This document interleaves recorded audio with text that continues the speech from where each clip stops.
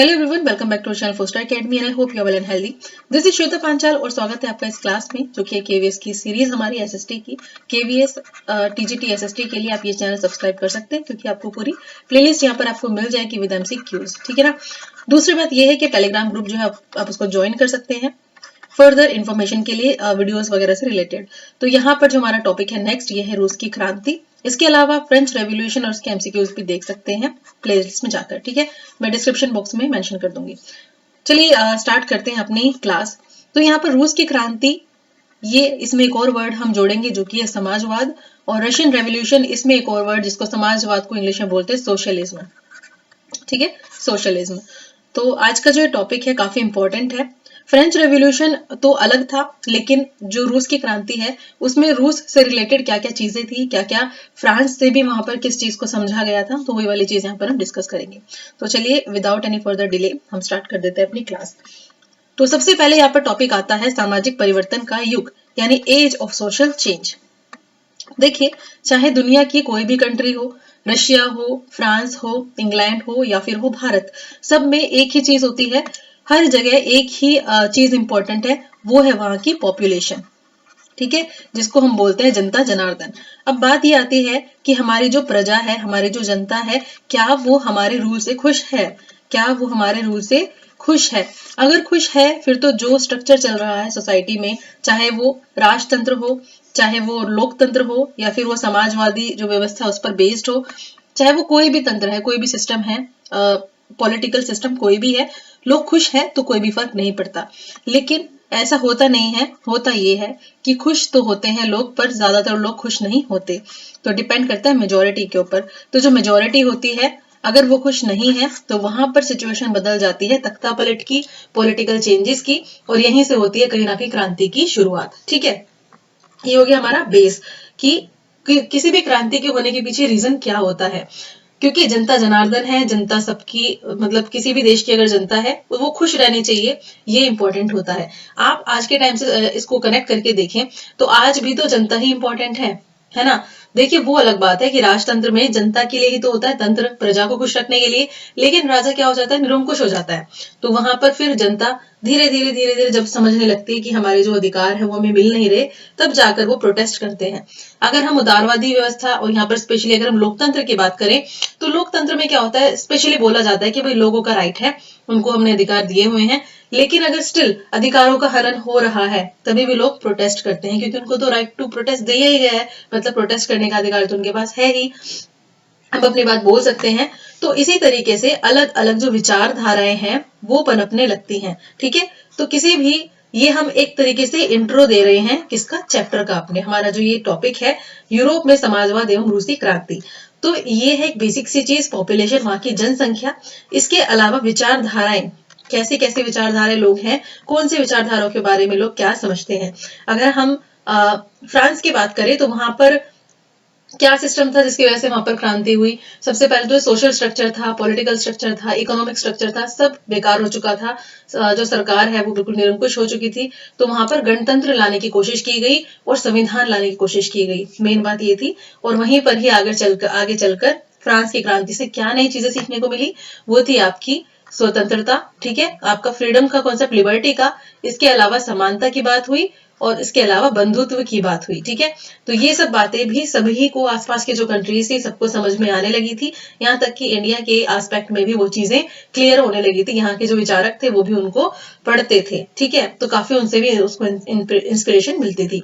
तो यहाँ विचारधाराओं की अगर बात की जाए फ्रांस के अलावा रूस की सोसाइटी की, तो रूस जो है वो एक ऐसी कंट्री थी जिस वक्त वहां पर समाजवाद पनपने की बात आई कि जो बाकी विचारधाराएं थी, जो बाकी चीजें थी, जैसे कि अगर हम बात करें उदारवादी व्यवस्था, ठीक है, रूढ़िवादी व्यवस्था, ठीक है, इसके अलावा हम रेडिकल की बात करें तो यहाँ पर क्या था, ये व्यवस्थाएं तो चल ही रही थी, लेकिन एक और व्यवस्था थी जिसको हम बोलेंगे समाजवाद, जिसके बारे में हमें अच्छे से पढ़ना है और इस पूरे टॉपिक में हम ये वर्ड बहुत अच्छे से देखने वाले हैं। तो समाजवादी जो व्यवस्था थी, पहले से चलती व्यवस्था से लोग कहीं ना कहीं खुश नहीं थे, तो धीरे धीरे अट्रैक्ट होने लगे वो एक नई व्यवस्था की तरफ जो कि थी समाजवाद। और मेनली जो समाजवाद का जो कॉन्सेप्ट है वो यही है कि जो पूंजी है, जो संपत्ति है, जो कि प्रॉपर्टी है, वो सभी की होनी चाहिए। ठीक है, इसमें किसी एक का राइट नहीं होना चाहिए, और ये जो पूंजीपति वर्ग है उसके ऊपर कहीं ना कहीं बोला जाता था कि पूंजीपति जो वर्ग है वो सारी प्रॉपर्टी पर, हर चीज के ऊपर अपना राइट रखता है, और जिसको जिसके हक में जितना आना चाहिए उसको उसका नहीं मिलता है उतना। मतलब जो मजदूर हैं, जो किसान हैं, अगर इनकी बात करें तो जितना वो लोग मेहनत करते हैं इस हिसाब से उन लोगों को नहीं मिल पाता। तो ये समाजवादी व्यवस्था से लोग बड़े एक तरीके से अट्रैक्ट हुए कि हाँ सही बात है, ठीक है। और फ्रांस, अगर हम रूस की बात करें उस वक्त की, जहां जिस वक्त वहां पर ये सब चीजें चल रही थी, तो ये वो टाइम था जब वहां पर मेनली जो अर्थव्यवस्था थी वो खेती पर निर्भर थी। मतलब वहां का जो औद्योगिक स्ट्रक्चर है वो उतना मजबूत अभी नहीं हुआ था, वो भी धीरे धीरे उस पर काम हो रहा था। यानी औद्योगिक अगर हम क्रांति की बात करें, अगर हम औद्योगिक डेवलपमेंट की बात करें, इंडस्ट्रियल डेवलपमेंट की बात करें, तो वो भी हो रहा था, रेलवेज आ रहा था, सब चीज से हम आगे पढ़ेंगे। लेकिन एक पूरा जो चैप्टर का जो छोटी समरी होती है ना, वो मैं आपको इस इंट्रो में बता दूंगी ताकि आप कंफ्यूज ना हो। तो खेती पे डिपेंडेंट थे सब लोग। तो यहाँ पर मेन जो चीज आ जाती है, खेती से कनेक्ट करके देखोगे तो किसान, और उद्योगों से कनेक्ट करके देखोगे तो मजदूर। यही वो ग्रुप थे जिनकी वजह से रूस में क्रांति आई, यानी रशियन रेवोल्यूशन हुआ। और ये कहीं ना कहीं जड़ों में था किसकी, यहाँ पर समाजवाद, ठीक है। समाजवादी व्यवस्था से ये प्रेरित थे। तो यही वाली चीज है यहाँ पर। फिर आगे जो शासन था, जो शासक था, जार की अगर हम बात करें, जार कौन, जो राजा होता है रूस का उसको जार बोला जाता है। तो वहां पर निकोलस की अगर हम बात करें तो उसके रूल में काफी सारी चीजें गड़बड़ी चल रही थी। वहां पर फ्रांस की तरह संसद नहीं थी जहां पर टैक्स वगैरह के लिए या फिर कोई भी नई चीज अगर इम्प्लीमेंट करना चाह रहे हैं तो उसके लिए पहले संसद होगी। यहाँ पर बिल्कुल निरंकुश शासन था, तो बहुत सारी चीजें थी जिसकी वजह से प्रजा जो है वो बहुत दुखी हो चुकी थी। और इसी वजह से धीरे धीरे मैंने जैसे आपको बताया है, क्रांति का मतलब क्या होता है कि एक एक चेन होती है, ठीक है। चेन होती है किसकी, इवेंट्स की। यानी एक इवेंट, आप एक से किसी एक इवेंट को क्रांति नहीं बोल सकते। क्रांति होती है जब बहुत सारी घटनाएं घटित होने लगती हैं और फाइनली फिर चेंज आ जाता है, ठीक है। तो 1917 की क्रांति है रशियन रेवोल्यूशन, ठीक है, जो 23 तक चली थी, 1923 तक चली थी। और आपको पता ही है 1991 में सोवियत संघ का विघटन हो गया था, है ना। तो ये सब चीजें हम आगे डिस्कस करेंगे। आई होप आपको जो मैंने एक छोटा सा इंट्रोडक्शन देने की कोशिश की, हो सकता है थोड़ा बड़ा हो गया इंट्रोडक्शन, पर थोड़ा सा आपको चीज समझ में आई होंगी। यहाँ पर आपको ये क्लियर करना जरूरी है कि रशियन रेवोल्यूशन के होने के पीछे रीजन क्या थे, ठीक है। चलिए अब आगे बढ़ते हैं और यहाँ पर देखते हैं उस वक्त, जिस वक्त वहां पर शासन चल रहा था, उस वक्त वहां पे अर्थव्यवस्था कैसी थी। मतलब परिवर्तन आ रहे थे, नए नए चेंजेस आ रहे थे, आखिर हो क्या रहा था, चल क्या रहा था सोसाइटी में, तो राजनीति में क्या चल रहा था। तो अगर हम बात करें 19th सेंचुरी की, तो 19th सेंचुरी कुछ इंपॉर्टेंट चीजें यहाँ पर हुई। पॉलिटिकल स्ट्रक्चर में चेंज आया, ठीक है, सोसाइटी में चेंज आया। तो सोसाइटी की अगर यहाँ पर हम बात करें तो सोसाइटी में, जैसे कि मैंने आपको बताया, उदारवादी, कट्टरवादी और रूढ़िवादी 3 ग्रुप थे, जिनमें से सबसे पहले हम बात करेंगे उदारवादी ग्रुप की, ठीक है। तो जो उदारवादी थे वो किस चीज में बिलीव करते थे, ये आपको पता रखना है सबसे पहले। बहुत सारे लोग थे, बहुत सारी जो जनता थी वो उदारवादी जो ग्रुप था उसकी समर्थक थी, ठीक है। ये क्या चाहते थे उदारवादी, ये सभी धर्मों को बराबरी देने के बारे में बात करते थे, ठीक है। क्योंकि उस वक्त रूस में जो धर्म था वो एक ही धर्म के ऊपर डिपेंडेंसी लोगों की बढ़ती चली जा रही थी, तो इस चीज को वो खत्म करना चाह रहे थे, ठीक है। अगर हम बात करें, देखिए हम यहाँ पर सबसे पहले बात करेंगे यूरोप की। हम डायरेक्ट नहीं जाएंगे फ्रांस पर, हम बात करेंगे यूरोप में क्या स्ट्रक्चर चल रहा था, ठीक है। तो यहाँ पर हम बात करें तो यहाँ पर धर्मों की बराबरी की बात करें, जैसे कि ब्रिटेन का एग्जाम्पल लेते हैं। ब्रिटेन में, ठीक है, ब्रिटेन में जो इंपॉर्टेंस थी वो किसकी थी, चर्च ऑफ इंग्लैंड, ठीक है। चर्च ऑफ इंग्लैंड, इसका समर्थन करती थी यहाँ की सरकार, कहाँ की, ब्रिटेन की सरकार, ठीक है।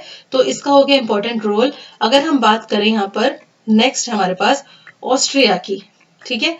ऑस्ट्रिया और स्पेन की स्पेशली बात करें तो इनका जो मेन पर्पस था वो धर्म को लेकर वो था हमारा कैथोलिक चर्च, ठीक है। ये जो सरकार थी, ये सरकार थी कैथोलिक चर्च। आप अभी से कनेक्ट करके देखिए, अगर आपकी जो सरकार है वो किसी एक ही धर्म को प्रमोट करे तो बाकी धर्मों का क्या होगा। तो वही सेम सिचुएशन हुई कि उदारवादी जो थे वो सभी धर्मों की बराबरी की बात करते थे, क्योंकि जो स्ट्रक्चर चल रहा था ना यूरोप में उससे वो खुश नहीं थे। जैसे कि ब्रिटेन में, ऑस्ट्रिया में, स्पेन में, तो ये चाहते थे कि जो वंश आधारित जो चीजें हैं,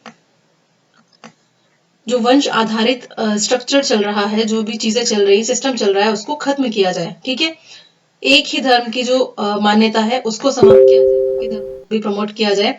इसके अलावा यहाँ पर वंश आधारित जो अधिकार दिए गए हैं लोगों को वो भी हटाए। इसके अलावा उनकी और क्या चीज थी और क्या डिमांड, या फिर यहाँ पर आप बोल सकते हैं उन्होंने बोला कि हमें एक ऐसी सरकार चाहिए जो कैसी हो, निर्वाचित सरकार हो। ठीक है, जिसको हम सेलेक्ट करें। ठीक है, जो कि प्रतिनिधित्व पर आधारित सरकार होनी चाहिए। तो इसमें उनका मेन पर्पस क्या था कि जो सरकार का स्ट्रक्चर है वहां पर जो न्यायपालिका होगी हमारी, न्यायपालिका यानी हमारा जो सिस्टम होगा, जुडिशरी होगी, न्याय करने का जो ऑर्गेनाइजेशन होगा, वो सभी को समान रूप से देखे। ठीक है, तो इन्होंने कहीं ना कहीं किस चीज के बारे में, हालांकि जो ये ग्रुप था ये डेमोक्रेट नहीं था। क्या नहीं था? डेमोक्रेट नहीं था, यानी ये लोकतंत्र की बात नहीं। ठीक है, तो ये डेमोक्रेट नहीं थे, यानी लोकतंत्रवादी विचारधारा वाले नहीं थे, और ना ही ये चाहते थे कि राइट टू वोट जो है वो सभी नागरिकों को मिले। ठीक है, ये भी नहीं चाहते थे। उनका क्या मानना था? उनका मानना था कि वोट का जो राइट है वो सिर्फ किन लोगों को मिलना चाहिए, जिनके पास प्रॉपर्टी है, यानी संपत्तिधारी जो लोग हैं उनको ही राइट टू वोट मिलना चाहिए। तो यहाँ पर आपको ये चीज क्लियर हो गई होगी कि कहाँ पे क्या चीज लोगों ने सोची और समझी। ठीक है, उदारवादियों के बारे में आपको सारी चीज क्लियर हो गई है। अब हम बात करते हैं यहाँ पर रेडिकल ग्रुप की। ठीक है, जिसको आप कट्टरपंथी भी बोल सकते हैं, क्योंकि नाम से पता चल रहा है ये कैसी सरकार है। ये बहुमत के समर्थन की बात करती थी। किसकी? बहुमत के समर्थन की यहाँ पर ये बात करती थी, इस पर आधारित थी, ये बोल सकते हैं। इनमें बहुत सारे लोग ऐसे थे जो कि किस चीज के साथ थे, समर्थन में थे, राइट टू वोट। किसके लिए? विमेन के लिए, यानी जो महिलाएं थी उनके लिए राइट टू वोट की ये समर्थन करते थे कि भाई राइट टू वोट का अधिकार महिलाओं को भी दिया जाना चाहिए। उदारवादी चाहते थे कि जो राइट टू वोट जो है वो सिर्फ प्रॉपर्टी होल्डर्स को ही मिलना चाहिए। इनके अगेंस्ट रेडिकल्स चाहते थे कि ये जो मताधिकार है ये महिलाओं को मिलने चाहिए। इसके अलावा जो उदारवादी थे इनके अगेंस्ट ये क्या बोलते थे कि विशेषाधिकार जो है जमींदारों को मिले हुए हैं वो भी नहीं होने चाहिए। जैसे कि जमींदार लोग जो हैं बड़े बड़े, इसके अलावा संपन्न उद्योगपति जो हैं, इंडस्ट्रियलिस्ट जो हैं, उनको कुछ विशेष अधिकार दिए गए हैं, वो भी क्या है, उनके भी ये खिलाफ थे, या फिर कह सकते हैं कि उनके बिल्कुल अगेंस्ट थे। हालांकि उन्होंने भी इतना वो नहीं किया, बट थोड़ा बहुत सपोर्ट देखने को मिला उदारवादियों की तरफ से जमींदार को, क्योंकि उदारवादी कहीं ना कहीं पूंजीपतिवाद को बढ़ावा देता है, यानी पूंजीवाद को बढ़ावा देता है कहीं ना कहीं उदारवाद, क्योंकि ये बात करता है कि ज्यादा से ज्यादा इंडस्ट्रीज होनी चाहिए, स्ट्रक्चर होना चाहिए, पैसा आना चाहिए। ठीक है, और सभी को फ्रीडम देनी चाहिए। तो जब सभी को फ्रीडम मिलेगी तो इक्वालिटी आएगी, और फिर सभी को फिर राइट्स दिए जाएंगे, तो पूंजीपति वर्ग जो है वो थोड़ा स्ट्रांग हो जाता है। लेकिन रेडिकल ग्रुप ने क्या बोला, जमींदार और उद्योगपति जो वर्ग है उनके जो राइट्स है या फिर उनके जो विशेष अधिकार है उनको खत्म कर देना चाहिए। ठीक है, अब दूसरी बात आती है, क्या ये लोग निजी संपत्ति के विरोधी थे? ठीक है, यानी क्या बोलते थे, क्या निजी संपत्ति रखनी चाहिए? तो ये लोग निजी संपत्ति के विरोध में बिल्कुल भी नहीं थे, यानी निजी संपत्ति रखने के साथ में थे। लेकिन ये चाहते थे कि जो प्रॉपर्टी है, संपत्ति है, उसका जो सेंट्रलाइजेशन उसका नहीं होना चाहिए, यानी उसका संकेंद्रण नहीं होना चाहिए। मतलब प्रॉपर्टी जो है वो किसी एक के हाथ में नहीं रहनी चाहिए। मतलब रेडिकल जो ग्रुप है उन्होंने बहुत ही ज्यादा ना तो समतावादी या फिर कह सकते हैं समाजवादी स्ट्रक्चर अपनाया, ना ही बिल्कुल उदारवादी स्ट्रक्चर अपनाया। ठीक है, इन्होंने विशेषाधिकारों की के अगेंस्ट भी गए, राइट टू वोट महिलाओं के लिए बात की, साथ ही में इन्होंने किस चीज की बात की, निजी संपत्ति जो है रख सकते हैं लेकिन किसी एक के हाथ में ना हो, ये वाली बात उन्होंने बोल दी। नेक्स्ट अगर हम बात करें रूढ़िवादी की, तो रूढ़िवादी जो वर्ग था उसका क्या मानना था? रेडिकल जो थे और उदारवादी, उन दोनों से ही अलग था रूढ़िवादी वर्ग। जैसे कि आप कंजर्वेटिव्स का आपको पता ही है कि जल्दी से ये चेंज जो है वो स्वीकार नहीं करते हैं, यानी परिवर्तन को जल्दी से एक्सेप्ट नहीं करते हैं। लेकिन जब भी इन्होंने देखा कि 18th सेंचुरी में कुछ चीजें इन्होंने देखी, तो इनका जैसे कि फ्रेंच रेवोल्यूशन वगैरह देखा, तो उसके बाद इनको कुछ चीजें समझ में आई और इन्होंने क्या बोला कि ठीक है, थोड़ा बहुत चेंज कर सकते हैं। क्या कर सकते हैं? थोड़ा चेंज चलेगा, लेकिन जो अपनी परंपरा है उसका स्ट्रक्चर चेंज नहीं किया जाएगा। ठीक है, मतलब थोड़ा बहुत चेंज चल सकता है पूरी तरीके से, लेकिन जो हमारा पास्ट है, जो हमारा अतीत है, उसको हम पूरे तरीके से चेंज नहीं करेंगे। यानी हमारा जो पूरा सोशल स्ट्रक्चर है, जो हमारा पॉलिटिकल स्ट्रक्चर जो है, उसको हम उसके पास्ट को पूरी तरह से नहीं बदलेंगे, यानी अतीत को पूरी तरीके से नहीं बदलेंगे, उसका हम सम्मान करेंगे, लेकिन थोड़ी बहुत चेंज जो सोसाइटी में जरूरी है वो हम कर सकते हैं। ठीक है, ये चीज समझ में आ गई। तो वैसे तो कंजर्वेटिव जो है, रूढ़िवादी जो है, वो बिल्कुल ऐसा बोला जाता है, कई लोग बोलते हैं कि हमारी जो फैमिली है वो बहुत कंजर्वेटिव है, या फिर हमारी सोसाइटी बहुत कंजर्वेटिव है। तो वो क्या कहते हैं, उसका उनका कहने का मतलब होता है कि उनमें फ्लेक्सिबिलिटी कम है, यानी वो चीजों को एडजस्ट करने में बिलीव कम करते हैं, फ्लेक्सिबिलिटी कम दिखाते हैं। तो ये वाली बात है। ये चेंज तो बिल्कुल नहीं चाहते थे पहले, लेकिन फिर धीरे धीरे जब उन्होंने फ्रेंच रेवोल्यूशन वगैरह देखा तो चेंज देखा कि हाँ सोसाइटी में पॉजिटिव चेंज आ रहा है, तो इन्होंने फिर बोला कि जो पास्ट है उसको उसके भी रिस्पेक्ट करेंगे, थोड़ा बहुत चेंज चलो कर सकते हैं। तो आपने ये देखा कि फ्रेंच रेवोल्यूशन का जो असर है वो पॉलिटिकली जो वहां पर हुआ, जो स्ट्रक्चर चेंज हुआ, उसका असर कह सकते हैं कि पूरे विश्व पर देखने को मिला। जहां पर भी ऐसी व्यवस्था थी जहां लोग खुश नहीं थे, वहां पर ये स्ट्रक्चर देखने को जरूर मिला। ठीक है, चलिए नेक्स्ट चलते हैं अपने टॉपिक पे, क्या है देखते हैं। औद्योगिक समाज और सामाजिक परिवर्तन। ठीक है, औद्योगिक समाज और सामाजिक परिवर्तन। यहाँ अगर हम बात करें तो औद्योगिक समाज का मतलब क्या है, यानी जो उद्योग है, जो इंडस्ट्रीज है, अब धीरे धीरे डेवलपमेंट वहां पर देखने को मिल रहा है। ठीक है, देखिए जो सोशल स्ट्रक्चर होता है और जो इकोनॉमिक स्ट्रक्चर होता है वो कहीं ना कहीं एक दूसरे से रिलेट करते हैं। समाज की जो व्यवस्था है वो अर्थव्यवस्था से कहीं ना कहीं रिलेट करती है। अगर हमारा समाज में पैसा खूब है तो समाज के अंदर हमारे इकोनॉमी स्ट्रांग है तो समाज का स्ट्रक्चर भी स्ट्रांग देखने को मिलता है। ज्यादातर हॉस्पिटल्स देखने को मिलेंगे, एजुकेशन का अच्छा स्ट्रक्चर देखने को मिलेगा, इंफ्रास्ट्रक्चर ठीक होगा, तो वो सारी चीजें वहां पर बढ़िया होंगी। लेकिन अगर हमारी पॉपुलेशन अच्छा खासा नहीं कमा रही है तो सोसाइटी भी हमारी थोड़ी सी डाउन देखने को हमें मिलेगी।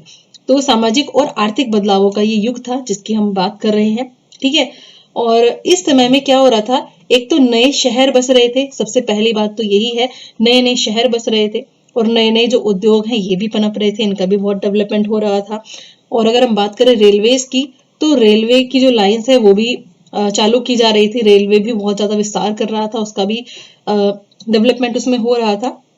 तो अब कह सकते थे कि उद्योग जो है वो अब फ्लरिश हो रहे थे, उद्योगों में अब काफी परिवर्तन आ रहा था। और अब क्या टाइम आने वाला था, अब टाइम आने वाला था कि जो लोग हैं वो ज्यादा से ज्यादा अब उद्योगों में भी पार्टिसिपेट करने लगे, या फिर कह सकते हैं उद्योगों में भी आ जाएं। ठीक है, अपने रोजी रोटी के लिए, अपने जो भी उनका अपना प्रोफेशनली वो उद्योगों में आ जाएं। ठीक है, तो ये जो टाइम है उद्योगों का आने का, इसको हमने क्या वर्ड यूज किया इसके लिए हमने वर्ड किया है यूज औद्योगिकरण, यानी इंडस्ट्रियलाइजेशन। ठीक है, इंडस्ट्रियलाइजेशन, इसमें सभी लोग शामिल थे, मेन थे, वुमेन थे, इसके अलावा जो चिल्ड्रन थे उन्होंने भी यहाँ पर काम करना शुरू कर दिया था। ठीक है, पर जिनका घर का स्ट्रक्चर सही नहीं है वहां तो महिलाएं और जो बच्चे हैं वो उन्होंने भी इसमें कारखानों में काम करना शुरू कर दिया। तो यहाँ पे सबसे बड़ी प्रॉब्लम वाली बात क्या थी, काम का जो आवर्स है या फिर कह सकते हैं कि घंटे हैं वो डिसाइड नहीं होते थे, बहुत लंबे समय तक काम करवाया जाता था, मजदूरी होती थी, यानी उनको जो पे किया जाता था वो काफी कम पे किया जाता था। समझ रहे हो, वर्क ज्यादा है और पेमेंट कम है, ये स्ट्रक्चर था। काम ज्यादा, देखिए हर कोई इंडस्ट्रियलिस्ट यही तो चाहता है ना कि काम ज्यादा करवाया जाए और पैसा कम से कम लगे हमारा, ताकि क्या चीज मेंटेन किया जाए, प्रॉफिट। तो इंडस्ट्रियलिस्ट जो है वो इसी चीज को की नीति लागू करते हैं कि प्रॉफिट ज्यादा से ज्यादा कमाने के लिए ज्यादा से ज्यादा काम करवाओ इंसान से और पेमेंट उसको करो कम, यानी पे कम किया जाए। तो यही सिचुएशन वहां थी। तो बेरोजगारी की जो समस्या थी उसकी वजह से जो औरतें हैं, बच्चे हैं, उनको भी काम में लगना पड़ा। अब क्या हुआ, जैसे ही बेरोजगारी तो बढ़ ही रही थी, ठीक है, तो धीरे धीरे क्या है, शहर जिसमें लोग काम करने जा रहे थे, कारखाने थे, वहां पर भी जो जनसंख्या है लोगों की, जो पॉपुलेशन है वो बढ़ने लगी। ठीक है, जब सारे लोग, आप कह सकते हैं ना कि जब गांव से शहर की तरफ लोग बढ़ने लगते हैं तो क्या होता है, फिर शहरों में भीड़ भाड़ हो जाती है ना। तो वही वाली सिचुएशन यहाँ देखने को मिली, शहर बस रहे थे और वहां पर भीड़ भी तेजी से बढ़ रही थी। तो वहां पर भीड़ में लोगों के लिए अलग अलग तरीके से कमरे वगैरह थे, तो वहां पे ना साफ सफाई होती थी, ना ही उनका ज्यादा ख्याल रखा जाता था। ठीक है, तो ये प्रॉब्लम बढ़ रही। तो जनसंख्या बढ़ने से एक तो साफ सफाई वाली सिचुएशन पे आफत आई थी कि नहीं, इतने लोग हैं तो कहाँ साफ सफाई हो पाएगी, और उनके घर को लेके बहुत बड़ी प्रॉब्लम हो रही थी, आवास को लेके बहुत बड़ी प्रॉब्लम हुई थी, इतने सारे लोग रहेंगे कहाँ। ठीक है। जैसे आप देखते हो ना कि जो बाहर से काम करने आते हैं लोग, वो 10-12 लोग एक ही रूम ले लेते हैं, एक ही कमरे में रह लेते हैं, और ऐसी बहुत बड़ी बड़ी कॉलोनीज भी बस जाती हैं जिसमें क्या होता है सारे काम करने वाले लोग रहते हैं, तो वहां पर इतना कुछ खास जो स्ट्रक्चर होता है ना उनके लिए बढ़िया होता नहीं है। ठीक है, तो मतलब काम चलाओ मामला होता है। तो ये समस्या थी, ये आई होप आपको समझ में आ गया होगा स्ट्रक्चर। औद्योगिक समाज और सामाजिक परिवर्तन, ये उस वक्त की समाज की कंडीशन थी। अब इस कंडीशन से जो उदारवादी थे और जो रेडिकल जो ग्रुप था, वो इस प्रॉब्लम से निपटना चाहते थे। उन्होंने सोचा कि ये जो प्रॉब्लम है, ये जो समस्या है, इसका सॉल्यूशन खोजने की हमें बहुत ज्यादा ही जरूरत है। और स्ट्रक्चर ये था उस वक्त की जो उद्योग है उसके मालिक कौन होते थे आपको पता ही है, बड़े बड़े पूंजीपति होते थे, और ये सबसे ज्यादा ध्यान इनका होता था प्रॉफिट को कमाने में, प्रॉफिट को ज्यादा से ज्यादा करने में। और इनको इनके ऊपर हाथ था उदारवादियों का कहीं ना कहीं। और जो उदारवादी थे उनके पास ही प्रॉपर्टीज थी, रेडिकल्स के पास ही प्रॉपर्टीज थी। तो ये लोग चाह रहे थे कि ठीक है, विकास तो हो रहा है, काम तो हो रहा है, लेकिन जो मजदूर वर्ग है उनकी समस्या भी बढ़ती जा रही है, मतलब उनके ऊपर ध्यान कोई दे नहीं रहा है। तो ये जो ग्रुप थे इन्होंने सोचा कि मजदूरों का जो स्वास्थ्य है या फिर कह सकते हैं हेल्थ इश्यूज हैं वो कम होने चाहिए, जिससे कि जो ये लोग हैं वो ज्यादा से ज्यादा फोकस कर सकें कहाँ पर, अपने वर्क पर। जितना अच्छा वर्कर की कंडीशन होगी, हेल्थ कंडीशन होगी, उतना ही तो अच्छे तरीके से वो काम कर पाएगा। इसके अलावा सिर्फ स्वास्थ्य ही नहीं, उनकी एजुकेशन को लेकर भी चिंता जताई गई कि एजुकेशन के मामले में भी सोचना है, उनके जो बच्चे हैं या फिर नागरिक जो हैं वो पढ़े लिखे होने चाहिए। ये सब चीजों के ऊपर भी ध्यान दिया गया। ठीक है, चलिए नेक्स्ट चलते हैं। अब बात आती है, कुछ लोग थे जिनके पास पहले से ही बहुत सारे विशेषाधिकार थे, तो इन लोगों के भी अगेंस्ट जाया गया। ठीक है, तो यहाँ पर एक इंडिविजुअल जो राइट होते हैं ना,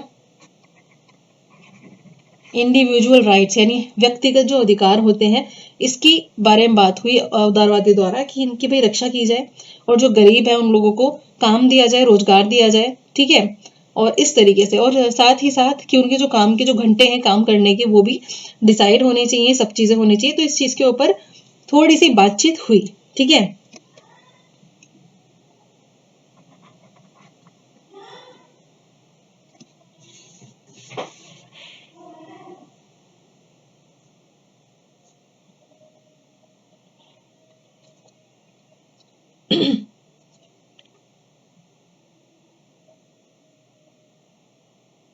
और इसी चीज की इच्छा में, मतलब लोगों ने जब ये सब चीजें सोचनी शुरू करी, बहुत सारे लोग इस चीज के ऊपर बहुत ध्यान दे रहे थे कि जो समाज है उसमें अब किस चीज की जरूरत पड़ रही है, उसमें परिवर्तन की जरूरत है, यानी अब उसमें चेंज आना चाहिए।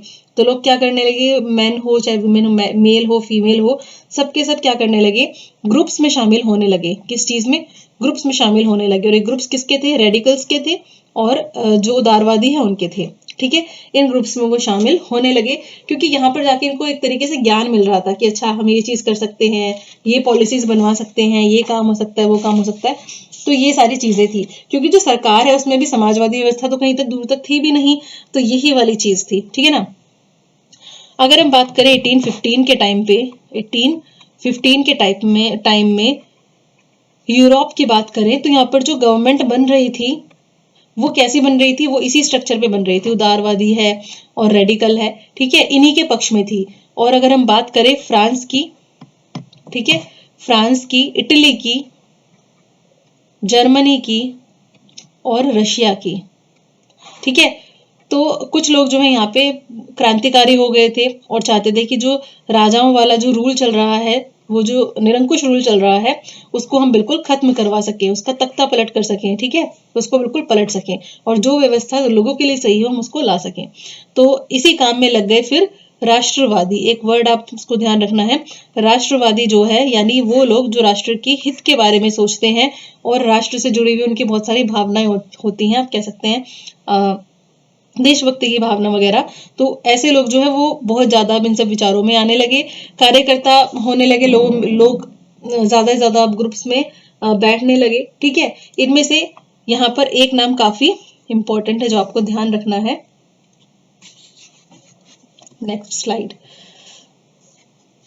ठीक है, नाम मैं यहाँ पर लिख देती हूँ आपके, नाम है ये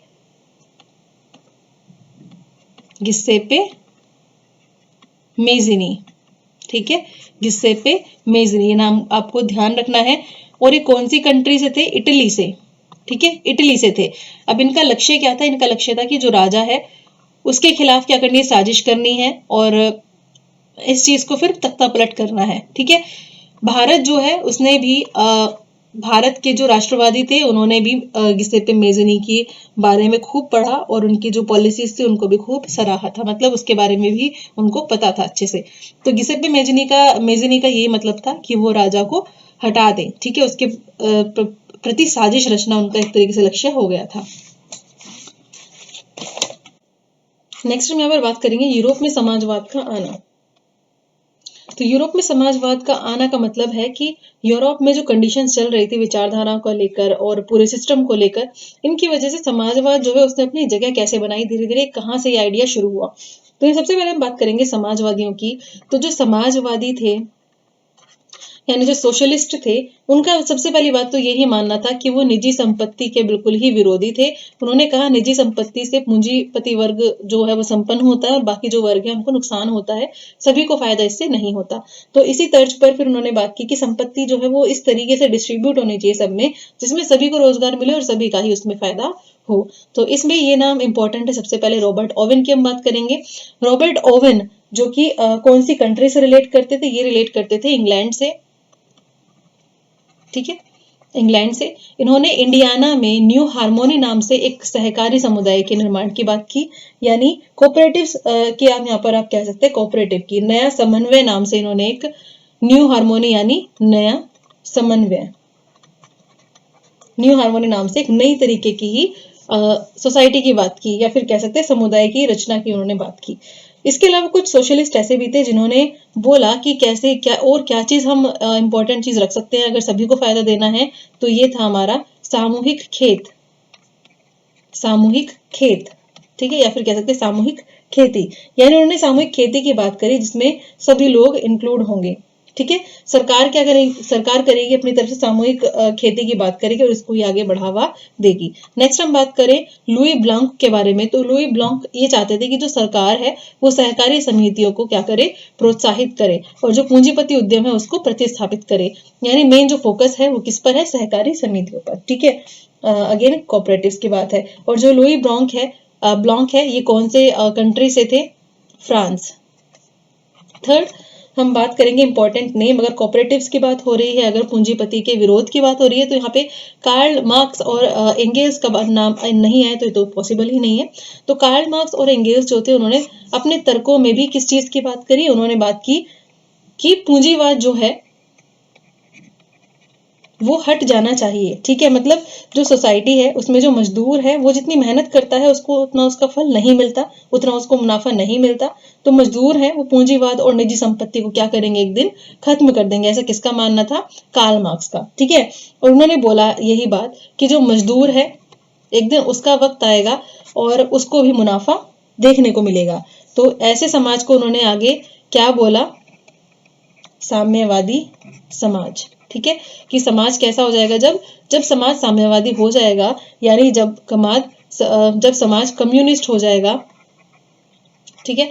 जब समाज कैसा हो जाएगा? कम्युनिस्ट हो जाएगा, तो यहाँ पर पूंजीवाद हारता हुआ नजर आएगा और जो मजदूर वर्ग है वो जीतता हुआ नजर आएगा, उसकी जीत होगी। और फाइनली वो मजदूर की जीत नहीं, वो किसकी जीत होगी? किस चीज की जीत होगी? वो संघर्ष की जीत होगी। तो कहीं ना कहीं मार्क्स ने जो है ये सब बातें कम्युनिस्ट समाज वाली बातें बोली और इसी में ही और लोग भी अपनी राय जोड़ते चले गए और लोगों ने भी इस चीज को आगे प्रमोट करना शुरू कर दिया, इस चीज के बारे में सोचना शुरू कर दिया, ठीक है।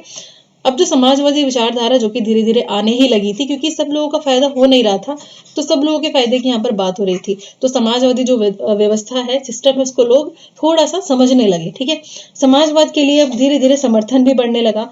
अगर हम यहाँ पर बात करें 1870 के दशक की, लगभग 1870 के अगर हम दशक की बात करें, तो इस वक्त तक आते आते समाजवादी व्यवस्था है वो कहाँ तक? पूरे यूरोप में फैल चुकी थी। यानी लोगों ने ग्रुप्स बनाने शुरू कर दिए थे, चीजें करने शुरू कर दी थी। और इनमें ही सबसे जो इम्पोर्टेंट नेम है वो क्या है? वो है आपका द्वितीय इंटरनेशनल। क्या है? द्वितीय इंटरनेशनल, ठीक है। द्वितीय इंटरनेशनल ये कैसी एक ऑर्गेनाइजेशन बन गई? ये एक इंटरनेशनल ऑर्गेनाइजेशन बन गई, ठीक है। किस चीज के नाम पर? साम्यवादी यानी समन्वय लाने के नाम पर, समतावादी या फिर कह सकते हैं समाजवादी व्यवस्था के नाम के लिए। ठीक है, तो सपोर्ट यहाँ से भी मिलने लगा। अगर हम बात करें यहाँ पर इंग्लैंड की, ठीक है, इंग्लैंड और जर्मनी की अगर हम बात करें तो यहाँ के जो मजदूर थे काफी ज्यादा सेटिस्फाई नहीं थे किस चीज को लेकर, जो उनका वर्क प्लेस थी इस चीज को लेकर वो बिल्कुल भी सेटिस्फाई नहीं थे।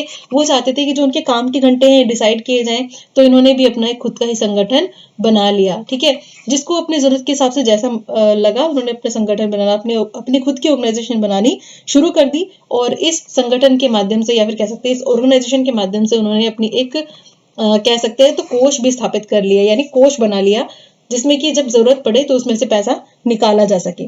ठीक है, तो उनकी मेन डिमांड क्या हुआ करती थी कि जो उनकी आवाज है वो कोई भी नहीं सुनता, उनकी जो बात है वो कोई भी नहीं समझता, तो जो उनके वर्क प्लेस पर जो काम के घंटे हैं उनको डिसाइड किया जाए। ऐसा नहीं कि बस काम किए जा रहे हैं, पैसा उतना मिल नहीं रहा है।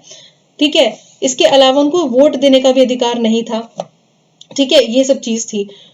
तो यहाँ पर अगर हम बात करें जर्मनी की, तो एक पार्टी का नाम आपको याद रखना है, ये है सोशल डेमोक्रेटिक पार्टी। ठीक है, यानी एसपीडी। एसपीडी आपसे पूछा जा सकता है एग्जाम के पॉइंट ऑफ व्यू से कि कहाँ की पार्टी थी, तो ये जर्मनी की पार्टी थी। और ये जो पार्टी थी इसके साथ ऐसे ही बहुत सारे जो संगठन थे, जैसे हमने ऊपर यहाँ मेंशन किया है मजदूर वाले, ये इसके साथ कोलैबोरेशन में थे, मतलब कह सकते हैं कि इनके साथ ये मिले हुए थे। ठीक है, इनके रिलेशंस काफी सही थे और इन्होंने डिसाइड भी किया था आने वाले जो इलेक्शंस होंगे उनमें चीजें होंगी, बेहतर तरीके से काम कर पाएंगे, लेकिन उतना ज्यादा कुछ काम हुआ नहीं। अगर हम बात करें 1905 तक चले तो यहाँ पर एक कंट्री और मेंशन करेंगे जो कि है ब्रिटेन। जर्मनी की बात हो चुकी है, अब हम बात करेंगे ब्रिटेन की। ब्रिटेन में समाजवादियों ने और ये सब जो लोग हैं मजदूर वगैरह, इन्होंने मिलकर एक पार्टी बनाई। आंदोलनकारी भी इसमें शामिल थे और इस पार्टी का नाम था लेबर पार्टी। ठीक है, मजदूर भी इसमें शामिल थे, लेबर पार्टी। तो इन्होंने अपनी अलग पार्टी बना ली थी इसी चीज को लेकर, जब इनको लगा कि चीजें इनके अकॉर्डिंग नहीं हो रही है। फ्रांस की अगर बात करें तो इन्होंने कौन सी पार्टी बनाई थी, इन्होंने बनाई थी सोशलिस्ट पार्टी। ठीक है, इन्होंने गठन किया था सोशलिस्ट पार्टी का। और अगर हम बात करें कि 1914 तक आते आते सिचुएशन ये हो गई थी कि समाजवादी जो व्यवस्था है वो कहीं ना कहीं किसी ऑर्गेनाइजेशन के रूप में, किसी पार्टी के रूप में कहीं ना कहीं स्थापित हो चुकी थी। तो मतलब लोग जो थे वो इकट्ठे होने लगे थे। अब वो लोग क्या है अपने विचारों को रखने लगे थे। तो हालांकि इलेक्शंस में लोगों को कुछ हासिल नहीं हुआ, कुछ कामयाब नहीं हुआ वो सरकार बनाने में, लेकिन फिर भी जो विचारधारा थी चल पड़ी थी। तो फिर से हम देख लेते हैं एक बार, यहाँ पर इंपॉर्टेंट है हमारा द्वितीय इंटरनेशनल।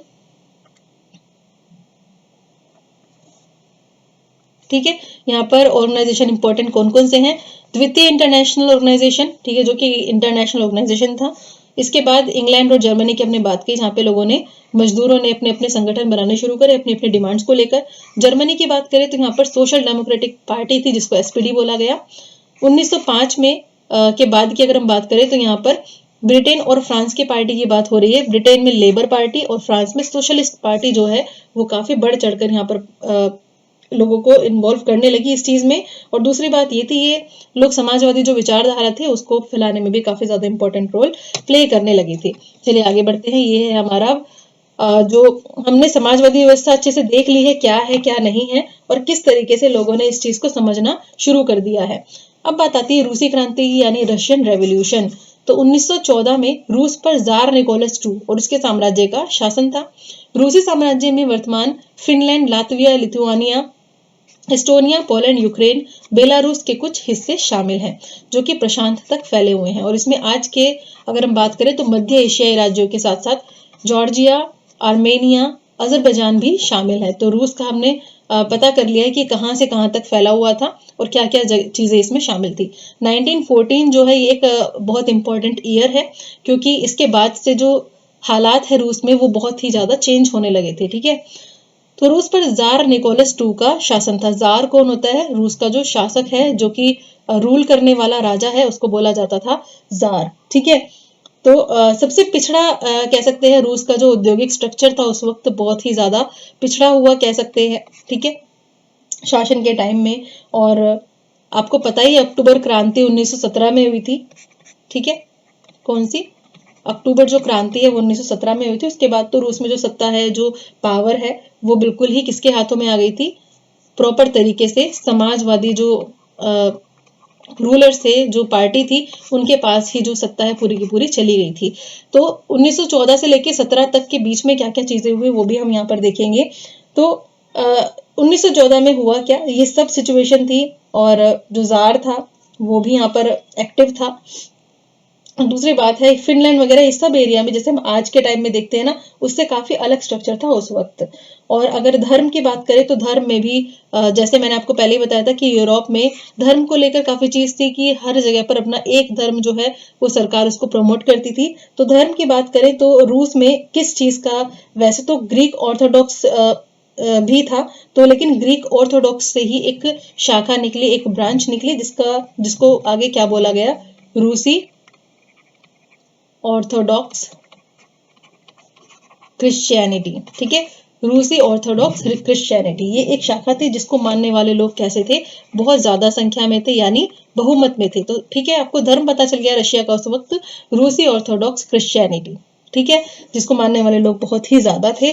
लेकिन इसके अलावा ऐसा नहीं सिर्फ एक ही धर्म था, और भी धर्म थे, जैसे कि था कैथोलिक था, इसके अलावा हमारा एक और धर्म जिसको क्या बोलते हैं, प्रोटेस्टेंट, इसके अलावा मुस्लिम धर्म भी था, और एक और धर्म जिसको हम कहते हैं बौद्ध धर्म, ये भी था। अगर आप आज के टाइम में रशिया को जाकर देखेंगे उसके धर्मों के बारे में, तो आपको कई सारे धर्म, 2-3 धर्म मिलेंगे ऊपर, और इसके अलावा आपको ये भी मिलेगा कि जिनका किसी भी धर्म में बिलीव नहीं है, इतने परसेंट लोगों का किसी भी धर्म में बिलीव नहीं है, इतने परसेंट लोग कुछ भी नहीं मानते। तो वही वाली सिचुएशन है।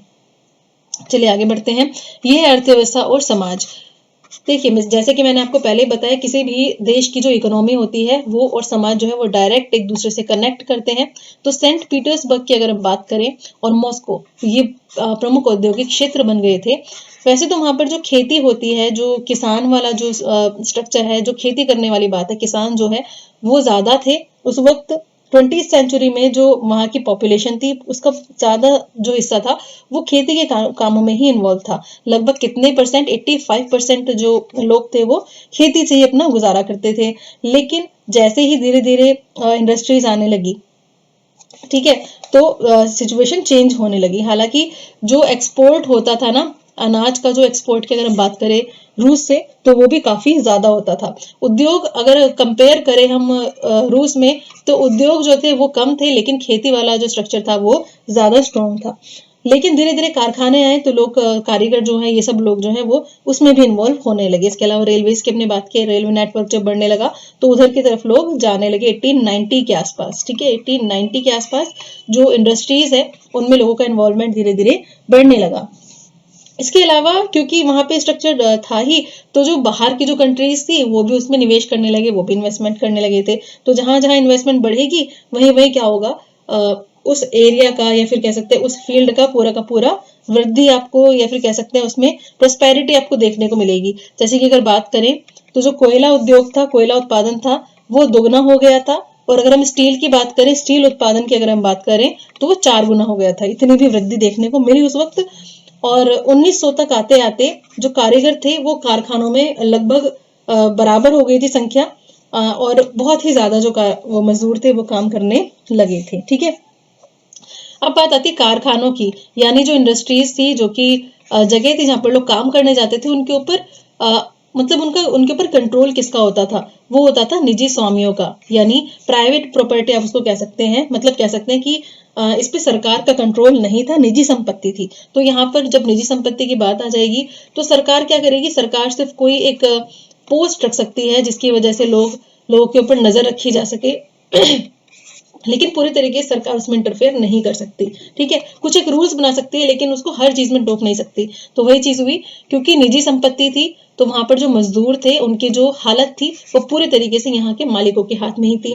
तो हुआ यही, जो मजदूर थे उनकी हालत खराब होने लगी। उनकी जो शिफ्ट्स थी, उनकी जो शिफ्ट हुआ करती थी वो 15-15 घंटे की हुआ करती थी। काम उतना ज्यादा उनसे लिया जाता था जितना उनको मजदूरी उनको उतनी दिया नहीं करते थे। ठीक है, इसके अलावा उनके लिए रहने की जगहों में कमरे बनवाए जिनमें शिफ्ट वाइज वो लोग सोया करते थे। ठीक है, कुछ एक जैसे कह सकते हैं कि गांव से भी जो लोग हैं वो परमानेंटली शिफ्ट हो गए, कुछ लोग स्थायी रूप से वहां रहने लगे, कुछ लोग कह सकते हैं टेम्पररी रहने लगे, अस्थायी रूप से वहां रहने लगे काम करने के लिए। अब बेरोजगारी है तो हर किसी को बाहर तो आके कमाने के लिए जाना पड़ेगा ही, तो वही वाली सिचुएशन थी। तो हालत ये हो गई थी कि इन सब सिचुएशंस के बावजूद भी एक जो डिस्क्रिमिनेशन का स्ट्रक्चर होता है ना, वो देखने को मिला। जैसे कि जो मजदूर है उसमें जो काम करने वाले मजदूर है, धातु कर्मी है, या फिर कह सकते हैं कि जो मेटल से रिलेटेड काम कर रहे हैं, उनको ज्यादा प्रेफरेंस दी जाती थी। उनके जो पहनावे होते थे उनमें भी फर्क देखने को मिलता था। बाबू टाइप बढ़िया जिसको कह सकते हैं बढ़िया तरीके से रहते थे, लेकिन जो और मजदूर थे उनका वो अलग तरीके से रहते थे, मतलब उनके पहनावे से भी उनकी पोस्ट पता चलती थी। तो ये जो चीजें थी वही काफी हद तक बढ़ रही थी। इसके अलावा फीमेल और जो बच्चे हैं, चिल्ड्रन हैं, उनकी हालत भी बहुत ही अलग थी वहां पर।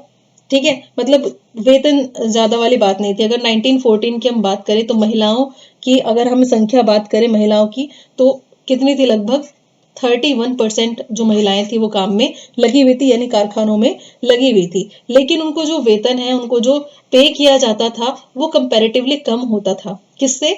मेल्स के कंपैरिजन में उनको कम पेमेंट दी जाती थी, क्योंकि उनको ये समझाया जाता था काम करना है तो करो, नहीं तो चले जाओ, हम तो और लोगों को बुला लेंगे। लेकिन अगर महिलाओं को जरूरत है काम करने की तो क्या होता था? अच्छा, ये चीज कनेक्ट करके देखें तो ये भी होता था कि जब युद्ध शुरू हो गया था तो उस वक्त जो लोग हैं वो ज्यादा से ज्यादा मेल्स जो हैं वो युद्ध में चले गए, तो जो फीमेल्स हैं उनको आना ही पड़ा काम करने के लिए, अपना घर चलाने के लिए। इसलिए महिलाओं का इन्वॉल्वमेंट भी बढ़ता हुआ नजर आया। ठीक है, पहनावा हो, व्यवहार हो, आपको पता ही है पोस्ट के साथ इंसान की जो चीजें हैं वो भी बदल जाती है। मतलब इंसान जो है वो उसके व्यवहार में चेंज आ जाता है, उसके कपड़ों में चेंज आ जाता है, वो अलग क्लास में हो जाता है। तो वही क्लास डिफरेंस यहाँ पर देखने को मिलता था। तो भाई प्रॉब्लम तो बहुत ज्यादा थी, लेकिन क्या करें, समाजवादी जो व्यवस्था है उसका कहीं ना कहीं अब यहाँ पर आगाज देखने को मिलने वाला था। कोई ना कोई विद्रोह, कोई ना कोई क्रांति अब यहाँ पर आने वाली थी। ठीक है, तो आगे बढ़ते हैं और यहाँ पर हम बात करेंगे कि ये जब सब चीजें चल रही थी, इसके अलावा एक चीज अलग थी, वो थी मजदूर।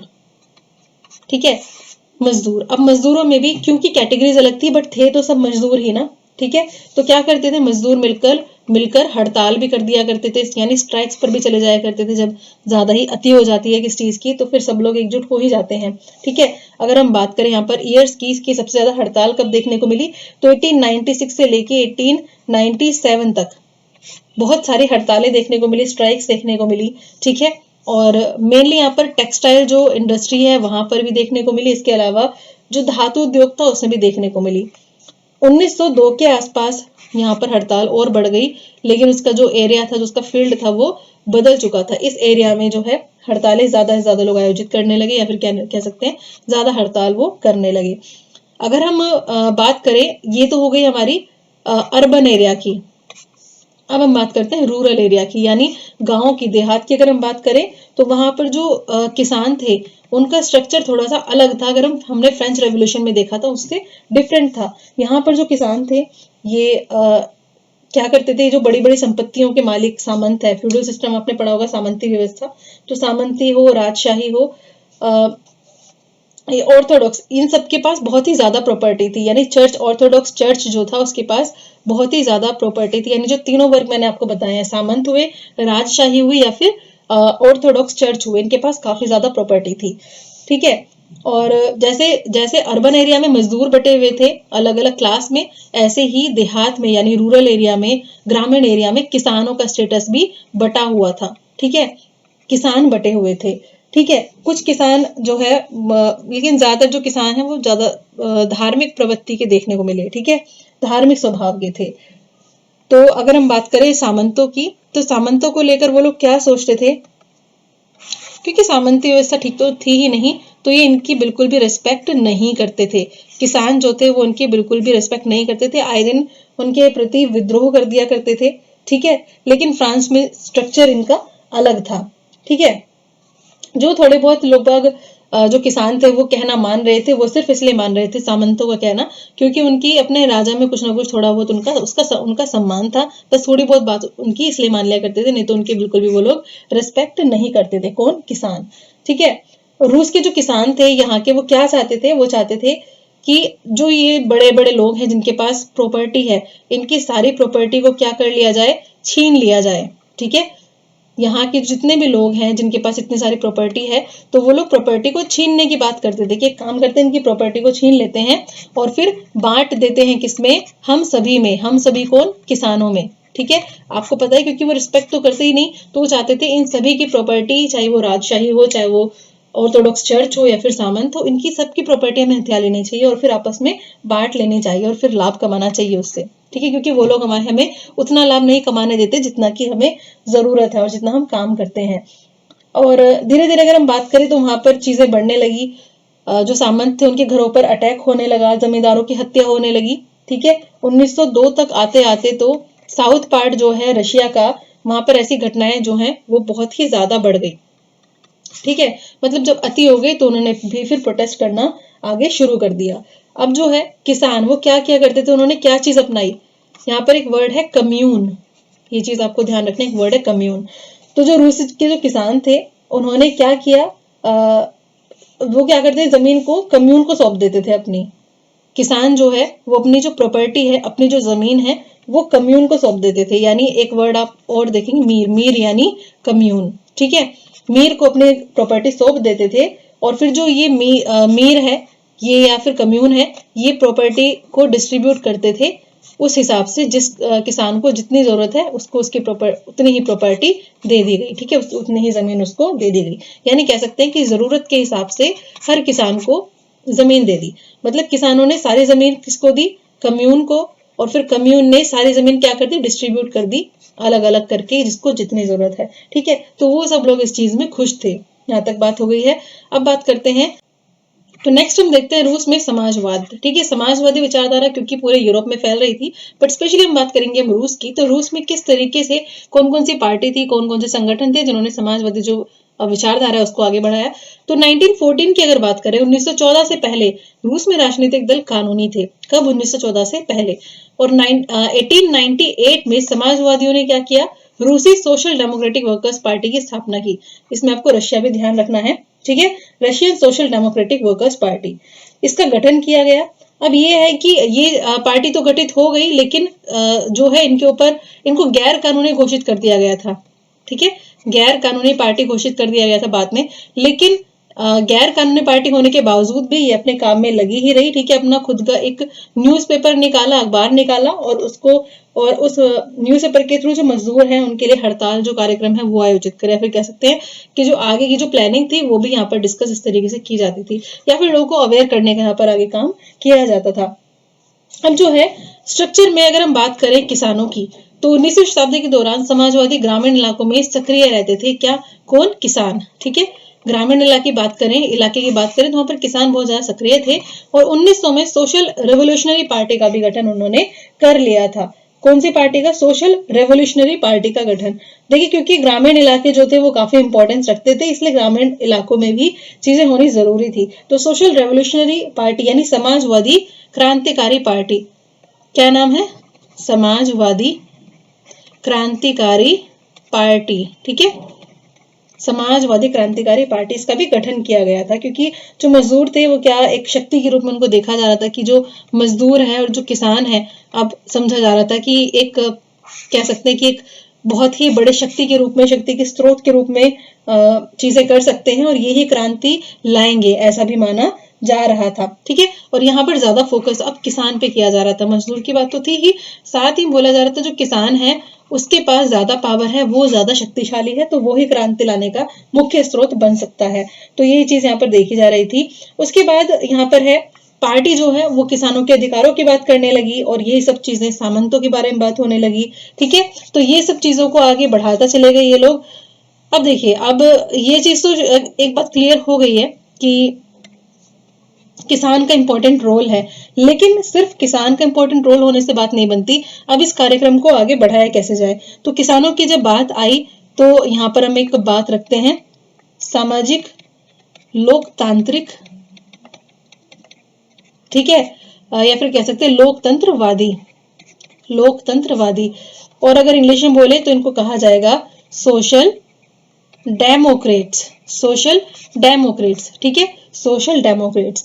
तो जब किसानों की बात आती है तो सोशल डेमोक्रेट्स जो थे, ये वाला जो खेमा था, ये वाला जो पक्ष था, ये वाला जो ग्रुप था, ये समाजवादी क्रांतिकारियों से पूरे तरीके से सहमत नहीं था।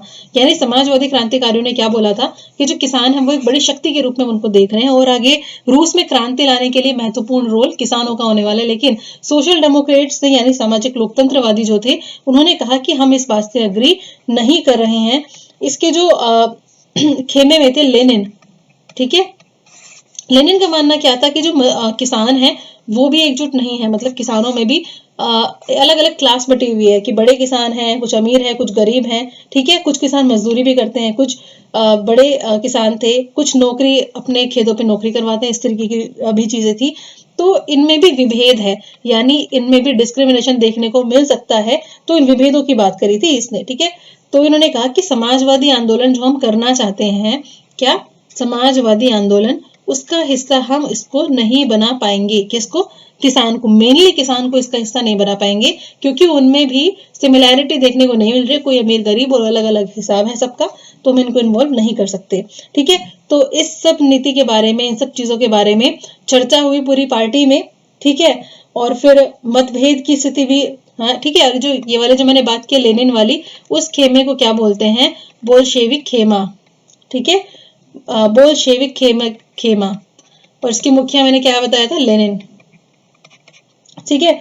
तो लेनिन जो कि बोल्शेविक खेमे के मुखिया थे, उन्होंने क्या बोला कि जो राजा है, राजा यानी जो जार है, रूस के शासक को जार कहा जाता था, राजा को, तो जो राजा है उसमें अगर चीजें करनी है, उसको हटाना है, तो हमारे जो पार्टी है, हमारा जो हमारी ऑर्गेनाइजेशन है, उसको बहुत ज्यादा डिसिप्लिन में या उसको बहुत ज्यादा अनुशासन में रहने की जरूरत है, सारी चीजें सही तरीके से करने की जरूरत है, ठीक है। और जो हमारे मेंबर्स होंगे, उन मेंबर्स को भी अपनी पूरी रिस्पॉन्सिबिलिटी लेनी होगी और कंट्रोल भी उनके ऊपर हमारा पूरा होना चाहिए। जबकि जो दूसरा खेमा था इस पार्टी का, वो था मेनशेविक, ठीक है, वो खेमा था मेनशेविक। इन मेनशेविक्स का मानना क्या था कि पार्टी में जो सभी लोग हैं, इसमें सभी को ही मेंबरशिप दी जाएगी, ठीक है। किसी को भी ये नहीं बोला जाएगा कि ये किसान है, किस वर्ग का है, कैसे कैसे नहीं, इसमें सभी को सदस्यता दी जाएगी। जबकि बोल्शेविक्स का मानना क्या था कि यहाँ पर जो किसान है सिर्फ उसको इंक्लूड करेंगे तो वहां पर चीजें सही चीजें नहीं होंगी। मेनशेविक जो थे उनके अगेंस्ट थे, ये चीज हम कह सकते। तो यहाँ पर हम बात करेंगे एक अशांत समय। हालांकि समाजवादी जो विचार थे वो काफी तेजी से बढ़ रहे थे, लेकिन कुछ कंडीशंस ऐसी हुई जिसकी वजह से जो हालात है बहुत ज्यादा कंट्रोल से बाहर चले गए।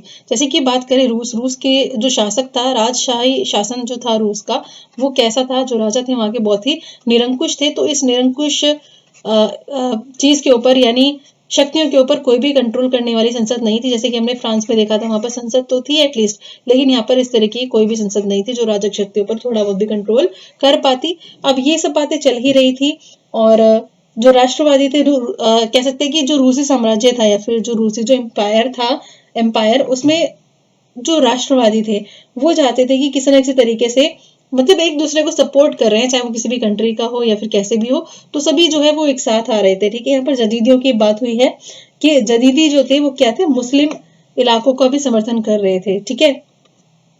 यहाँ पर हम बात करेंगे क्योंकि आपसे ये वर्ड पूछा जा सकता है कि जदीदी कौन थे, ठीक है।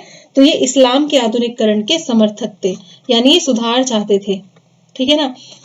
तो इन्होंने भी इस चीज को सपोर्ट किया, और आगे चल के 1904 में ही आगे चलकर एक संगठन को गठित किया गया जिसका नाम था असेंबली ऑफ रशियन वर्कर्स, ठीक है, असेंबली ऑफ रशियन वर्कर्स, यानी रूसी श्रमिक सभा। इसको आप दूसरा नाम क्या बोल सकते हैं? रूसी श्रमिक सभा। इसका गठन किया गया और उसके पीछे रीजन यही था कि इसमें जो मेंबर्स होंगे वो आगे अवेयर रहेंगे चीजों को लेकर, और जो भी हड़ताल करने वाली बात है, अपनी डिमांड रखने वाली बात है, वो यहाँ पर इजीली सब लोग मिलकर आपस में बात कर सकते थे। तो इसमें मेंबरशिप लोगों की थी। तो इसमें क्या हुआ, घटना क्या हुई कि 4 जो मेंबर थे इसी सभा के, रूसी श्रमिक सभा के, वो काम करते थे, यानी वो जॉब करते थे कहाँ पर? प्यूतिलोव आयरन वर्कर्स, ठीक है। इस कंपनी में लोग काम करते थे। तो ये जो जगह थी प्यूतिलोव आयरन वर्कर्स, यहाँ पर ही नौकरी करते थे। तो इनको चारों मेंबर्स को यहाँ के हटा दिया गया था, यानी इन चारों लोगों को नौकरी से हटा दिया गया था। तो इन लोगों ने फिर क्या करा, मजदूरों का एक आंदोलन छेड़ दिया। ठीक है, मजदूरों का एक फिर आंदोलन छेड़ दिया गया। अब ये चीज तो सही, आंदोलन छेड़ दिया, लेकिन इस चीज को आगे भी तो बढ़ाना पड़ेगा। तो क्या हुआ कि सब लोग, मतलब काफी सारे लोग, क्या हुआ उस दिन तो कुछ नहीं, थोड़े बहुत लोग थे, लेकिन कुछ दिनों के अंदर अंदर ही लोग बढ़ने लगे, मजदूर और ज्यादा बढ़ने लगे। और सभी कहाँ चले गए, सब चले गए सेंट पीटर्सबर्ग, सेंट पीटर्सबर्ग। और सभी मजदूरों ने मिलकर क्या किया, डिमांड रखे। वो डिमांड क्या क्या थी, कार्य दिवस को घटाकर 8 घंटे करने का, वेतन में वृद्धि करने का, काम करने की स्थिति में सुधार करने का, और साथ ही में जो भी वर्कर्स के डिमांड थी या फिर चीजें थी सबको आगे बढ़ाया। और स्ट्राइक करने की उन्होंने बात करी। सब किस चीज पर चले गए, स्ट्राइक पर चले गए कि जो कंपनी है वो बंद हो जाए, हमें इस चीज से कोई भी फर्क नहीं पड़ता, हमें तो अपनी जो डिमांड है वो मनवानी है। अच्छा, यहाँ पर ये सब चीजें जो चल रही थी, ये सब चीजें चल रही थी, स्ट्राइक वाली बात हो रही है, ऐसे में एक पादरी थे जिनका नाम क्या था, गैपोन। ठीक है, उन्होंने नेतृत्व किया मजदूरों का, और पूरा का पूरा जो एक जुलूस है, पूरे का पूरा एक जो ग्रुप है मजदूरों का, वो गैपोन के प्रतिनिधित्व में, या फिर कह सकते हैं उसके नेतृत्व में, कहां पर, जार के महल जाकर पहुंच गए सभी लोग। और जार का महल कहाँ था, विंटर पैलेस। ठीक है, विंटर पैलेस, ये था राजा का महल, यानी जार का महल। ये सब यही पहुंचे अपने डिमांड लेकर।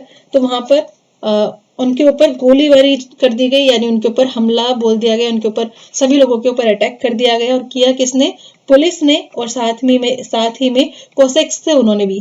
ठीक है, क्या किया, इनके ऊपर हमला कर दिया। अब ये हुआ, तो ये एक बहुत ही बड़ी घटना थी, क्योंकि वो तो अपने डिमांड के लिए गए थे बात करने के लिए, लेकिन वहां पर उनको अटैक कर दिया गया। तो यहाँ पर हालात बाहर चले गए सिचुएशन से, और 100 से भी ज्यादा जो मजदूर थे वो मारे गए। ठीक है, और लगभग 300 मजदूर क्या हुए, घायल हुए, यानी उनको फिर हॉस्पिटल भेजा गया, मतलब जो भी कुछ उनका इलाज होना था, घायल हुए। इसी घटना को इसी पूरी घटना को ब्लडी संडे या फिर खूनी रविवार नाम से जाना जाता है। ठीक है, मैंने मेंशन भी किया हुआ है। श्रमिक हड़ताल पर चले गए और वहां पर जुलूस पर पुलिस और कोसेक्स ने क्या कर दिया, हमला कर दिया। और ये कौन सी जगह थी, विंटर पैलेस। तो इसी घटना को ब्लडी संडे के नाम से जाना जाता है। और ये घटना नहीं, घटनाओं की एक श्रृंखला चल पड़ी इसके बाद, और जिसके परिणाम स्वरूप 1905 की क्रांति हुई। ठीक है ना, तो ये चीज जो आपको क्लियर हो गई होगी। सिंपल सी बात थी कि एक जुलूस था, एक ऑर्गेनाइजेशन था जिसके मेंबर लोग थे, और एक कंपनी ने जब उनको निकाल दिया नौकरी से, तो उन्होंने स्ट्राइक कर दी, हड़ताल कर दी। और इस हड़ताल का नेतृत्व करने वाले जो थे, उनका नाम क्या था, उनका नाम था यहाँ पर गैपोन। तो जब ये लोग मिलने गए वहां पर, तो विंटर पैलेस, तो उन पर हमला हो गया, और फिर इसी घटना को ब्लडी संडे नाम से जाना गया। ठीक है, अब बात ये सब हो चुकी थी, 1905 की क्रांति की जो शुरुआत थी वो मेनली इसी घटना से ही हुई थी। तो देश भर में पूरे सबके सब लोग क्या है, हड़ताल ऑर्गेनाइज करने लगे, हड़ताल पे जाने लगे। जो बच्चे थे उन्होंने, जो विद्यार्थी थे, स्टूडेंट्स थे, उन्होंने यूनिवर्सिटीज छोड़ दी। ठीक है, अपनी क्लासेस लेना बंद कर दिया, और सभी कहने लगे कि ये चीज बिल्कुल गलत हुई है, और ये बहुत गलत हुआ है, हम इसके बिल्कुल अगेंस्ट हैं। फिर जो वकील, डॉक्टर थे, ये सब लोग थे, इन्होंने भी फिर किस चीज की डिमांड करी कि उनको कंट्रोल करने वाला कोई नहीं है राजा के लिए, तो फिर हमारे पास क्या होना चाहिए, एक संविधान होना चाहिए। तो इन्होंने संविधान सभा की डिमांड की, किस बेस पर, इसी बेस पर कि ऐसे तो राजा जो है कुछ भी करेगा, एक संविधान होना चाहिए उसके ऊपर कंट्रोल करने के लिए। ठीक है, तो वो सब लोग यूनियन ऑफ यूनियंस की इन्होंने मिलकर क्या की, स्थापना की, union of unions, union of unions. ठीक है, इसमें सभी लोग शामिल थे, और इसके अलावा और भी मिडिल क्लास के जो लोग थे वो भी इसमें आगे जाकर शामिल हो गए। अब जब इतनी भयंकर चीज चल रही थी, सब लोग हड़ताल कर रहे हैं, ये सब है, तो फिर जो राजा था उसको एक स्टेप लेना पड़ा। और फिर उसने क्या किया, उसने संसद के लिए हाँ कर दिया। और संसद को क्या बोला गया, रूस की ड्यूमा। ठीक है, अगर आपसे पूछा जाए कि वहां की संसद को क्या बोला गया, ये बोला गया ड्यूमा। तो ड्यूमा की गठन पे उसने एग्री कर दिया राजा ने कि ठीक है, ड्यूमा लाएंगे हम, कोई भी दिक्कत नहीं है। लेकिन ड्यूमा वाली बात यही थी, कोई भी व्यक्ति ये नहीं चाहता कि उसकी जो शुरू से होती हुई सत्ता है उसको कोई चुनौती दे, उसको कोई चैलेंज करे। तो क्योंकि संसद लाने की बात कर तो दी, लेकिन फिर भी सिचुएशन खराब ही रही। 1905 के बाद जो यूनियनें थी उन्होंने ज्यादातर इसी काम में लगी रही कि लोगों को अवेयर करना है। तो फिर उन सभी यूनियंस को गैर कानूनी, यानी एकदम इलीगल घोषित कर दिया गया कि ये हमारे अगेंस्ट जा रहे हैं, ये बिल्कुल सरकार के खिलाफ है। ठीक है, तो इलीगल होने का मतलब है कि उनकी जो भी एक्टिविटीज हैं उन सभी एक्टिविटीज को बोला जाता है कि इस पार्टी द्वारा की गई सारी एक्टिविटी हमारे अगेंस्ट है। ठीक है, तो ड्यूमा जब बनी तो फर्स्ट टाइम जो ड्यूमा थी वो बनी, उसका गठन हुआ, तो वो 75 डेज के अंदर अंदर ही क्या कर दी गई, उसको हटा दिया गया। ठीक है, उसको भंग कर दिया गया या फिर कह सकते हैं उसको खत्म कर दिया गया किसी न किसी तरीके से। सेकेंड टाइम जब निर्वाचन हुआ, यानी जो दोबारा से निर्वाचित हुई ड्यूमा, उसको कितने महीने के अंदर, उसको 3 महीने के अंदर खत्म कर दिया गया। ठीक है, बर्खास्त कर दिया गया, और इसी तरीके से चीजें चलती रही। ठीक है, अब बात ये थी कि थर्ड टाइम आया ड्यूमा का आने का, कि चलो ड्यूमा को फिर से लाया जाए थर्ड टाइम। तो इसमें राजा ने बड़ी ट्रिक लगाई और इसमें सभी उन्हीं लोगों को भर दिया जो कि उसके अगेंस्ट नहीं जाते, यानी रूढ़िवादी जो राजनेता थे, रूढ़िवादी जो पॉलिटिशियंस थे, उनको ड्यूमा में जगह मिल गई। तो उससे क्या हुआ, उदारवादी और क्रांतिकारियों को इसमें बाहर रखा गया, यानी जितने भी रूढ़िवादी पॉलिटिशियंस थे उन सभी को ड्यूमा के अंदर ले आया गया, ताकि जैसा राजा चाहे वैसे ही डिसीजन वहां पर लिया जाए। ठीक है, और जो भी अगेंस्ट जाने वाले लोग थे, जैसे कि उदारवादी थे और दूसरे लोग थे, उन पॉलिटिशियंस को बाहर रखा गया, उनको लाया ही नहीं गया यहाँ पर। ठीक है ना, तो चलिए आगे प्रथम विश्व युद्ध और रूसी साम्राज्य, यानी इन दोनों का क्या रिलेशन है। 1914 की बात करें तो आप सभी को पता है फर्स्ट वर्ल्ड वॉर शुरू हो गया था। 2 यूरोपियन गठबंधन बने थे जिसमें जर्मनी, ऑस्ट्रिया और तुर्की ये केंद्रीय शक्तियां थी। इसके अलावा फ्रांस, ब्रिटेन और रूस ये एक तरफ थे। बाद में इसमें इटली और रोमानिया भी ऐड हो गया था। ठीक है, तो ये युद्ध हुआ था और युद्ध के रीजंस आपको बहुत अच्छे से पता है। और दूसरी बात यहाँ पर यह है कि युद्ध तो हुआ, लेकिन इसमें रूस का क्या रोल है, बिल्कुल रोल है, क्योंकि रूस भी तो इस युद्ध में शामिल था। जब कोई भी देश किसी युद्ध में शामिल होता है तो वहां का सारे संसाधन भी तो युद्ध में जाएंगे। तो जो कंट्री पहले से ही स्टेब्लिश नहीं हो पा रही है, खुद अपने घर के लोगों के लिए ही काम नहीं कर पा रही है, वो युद्ध के समय में तो और भी बिखर गई होगी, ये वाली सिचुएशन है। तो प्रथम विश्व युद्ध पूर्वी मोर्चे पर और पश्चिमी मोर्चे पर अलग था, यानी रूस की सिचुएशन की बात की जा रही है कि पूर्वी मोर्चे पर अलग तरीके से था और पश्चिमी मोर्चे पर अलग था। 1914 और 16 के बीच में जर्मनी और ऑस्ट्रिया में रूसी सेना बुरी तरीके से हारी थी। दुश्मन को जमीन से दूर रहने के लिए, रोकने के लिए रूसी सेना ने फसलों और इमारतों को भी नष्ट कर दिया था। यहाँ तक कि जर्मनी के साथ जो रूस के रिलेशन थे वो इतने ज्यादा खराब हो चुके थे कि वहां जो था पीटर्सबर्ग का नाम बदलने की बात तक आ गई थी, और उसका नाम बदला भी गया। तो सेंट पीटर्सबर्ग का नाम बदलकर, क्योंकि कहीं ना कहीं जो नाम था ये जर्मन भावनाओं से था, तो जर्मन विरोधी यानी एंटी जर्मन लोग हो गए थे, तो उन्होंने सेंट पीटर्सबर्ग का नाम बदलकर क्या रखने की बात कही थी, पेट्रोग्राद। ठीक है, यानी अपने लैंग्वेज का ही उन्होंने नाम रखा पेट्रोग्राद। तो सेंट पीटर्सबर्ग का नाम बदल करके पेट्रोग्राद रख दिया गया, क्योंकि सेंट पीटर्सबर्ग कैसा नाम था, ये एक जर्मन नाम था। ठीक है, और जार की जो वाइफ थी उसका नाम क्या था, जरीना। तो कहीं ना कहीं उससे भी लोग खफा थे, क्योंकि उसके साथ वाले जो लोग थे वो भी साजिश वगैरह में ही लगे रहा करते थे। ठीक है, पूर्वी मोर्चे की अगर बात करें तो यहाँ पे पूर्वी पश्चिमी मोर्चे में सिचुएशन थोड़ी अलग थी, लेकिन फाइनली बात यही हुई कि सेना जो थी वो बेचारी बहुत ज्यादा परेशान थी, क्योंकि कुछ भी सिचुएशन हाथ में आई नहीं थी, कंट्रोल में कुछ था ही नहीं। उनका जो मनोबल है रूसी सेना का, बिल्कुल ही टूटता जा रहा था, बिखरती जा रही थी सेना। ठीक है, इसके अलावा जब उनको पराजय झेलनी पड़ी जर्मनी और ऑस्ट्रिया में, तब तो और भी ज्यादा उनकी बुरी हालत हो गई थी। ठीक है, अगर हम डेटा की बात करें तो 1917 के लगभग में 70 लाख लोग जो हैं वो मारे गए थे, जिसमें कि उनकी फैमिली भी फिर बहुत ही बुरी हालत में थी। घर पर उनमें भी सबको अपना काम करने के लिए फिर बाहर आना ही पड़ा, जब बहुत ही ज्यादा दिक्कतें होने लगी। तो यही वाली बात है। फिर है 30 लाख जो थे, 30 लाख लोग बोलो या फिर 30 लाख ये शरणार्थियों की संख्या हो गई थी उस वक्त, यानी रिफ्यूजीज क्या कहे जा सकते थे, हो गई थी इनकी संख्या। और बाद में जो है वो सरकार को लोग कोसने लगे, सरकार को बोलने लगे कि ये सब कुछ, देखो स्टार्टिंग में तो रूसी जो सेना थी वो बहुत ज्यादा इंथुसियास्टिज्म उसमें था, इंथुसियाज्म बहुत ही ज्यादा था, इंथुसियास्टिक थी, यानी बहुत ही ज्यादा उत्साह था उनमें इस चीज को लेके, कि होता है ना कि भाई मेरा देश है, मुझे इसके लिए लड़ना है। लेकिन जब पता चलता है कि भाई लड़ भी रहे हैं और कुछ भी नहीं हो पा रहा है, तो कहीं ना कहीं मनोबल टूटने लगता है। तो वो लोग सरकार को अपना जिम्मेदार ठहराने लगे। ठीक है, कहने लगे कि सरकार है, जो जार है, शासक है, उनकी वजह से हम लोग को इतनी परेशानी झेलनी पड़ रही है। तो इस वजह से सरकार का इसमें नेगेटिव रोल इसमें दिखने लगा था कि भाई युद्ध में क्यों इंक्लूड कर रहे हो जब तुम्हारे बस की है ही नहीं। तो वही वाली बात हो जाती है यहाँ पर। ठीक है, तो सिपाही फाइनली बहुत परेशान हो चुके थे, तंग आ चुके थे, और फाइनली उन्होंने सोच लिया था कि अब हमें लड़ना ही नहीं, ठीक है, क्योंकि जो सरकार है उसको सिर्फ अपनी अपनी पड़ी है और हमारे बारे में जो सोच ही नहीं रहे हैं, ये वाली सिचुएशन थी। अब क्या था, उद्योग जो थे उन पर भी असर देखने को मिल रहा था। ज्यादा लोग तो जो सेना है उसमें भर्ती हुए जा रहे थे। इससे अलावा जो भी उनको घर के जो लोग थे, अपने घर में जो दिक्कतें चल रही थी, सारी की सारी चीजों की पूर्ति के लिए सेना के लिए सामान भेज दिया जाता था। तो यहाँ पर दिक्कतें तो बढ़ ही रही थी, है ना। और कुछ ऐसे एरिया थे जहां पर जर्मनी ने अपना कब्जा कर लिया था, यानी उसको कुछ एरिया पर अपना कंट्रोल कर लिया था, तो उस वजह से और भी ज्यादा हालत खराब थी, ठीक है। तो उद्योग जो थे वो बहुत ही तेजी से क्या हो रहे थे, अब बेकार होते चले जा रहे थे। 1916 तक आते आते जो रेलवे लाइन है वो भी अब टूटने लगी थी, ठीक है। जितने भी सही हेल्थ वाले जो लोग थे, जो मेल से, उन सभी को कहाँ भेज दिया गया, सेना के पास भेज दिया गया, रूसी सेना में उनको भर्ती होने के लिए भेज दिया गया। इस वजह से क्या हुआ, जो उद्योग थे उसमें मजदूरों की जो है वो कमी होने लगी। तो यहीं पर ही वो समय था जब लेडीज जो है वो भी इंक्लूड होने लगी अब कारखानों में आने के लिए, ठीक है। उनको भी आना पड़ा। क्या क्या वर्ड बोलते हैं कि जबरदस्ती उनको इन्वॉल्व होना पड़ा कारखानों में, ठीक है, चाहे वो चाहती चाहे नहीं चाहती, फैमिली तो चलानी थी उनको। तो वही वाली बात थी, शहरों में लोग परेशान हो चुके थे, रोटी नहीं था किसी के पास भी, कोई कुछ भी सामान नहीं था, सब बहुत ज्यादा परेशान थे।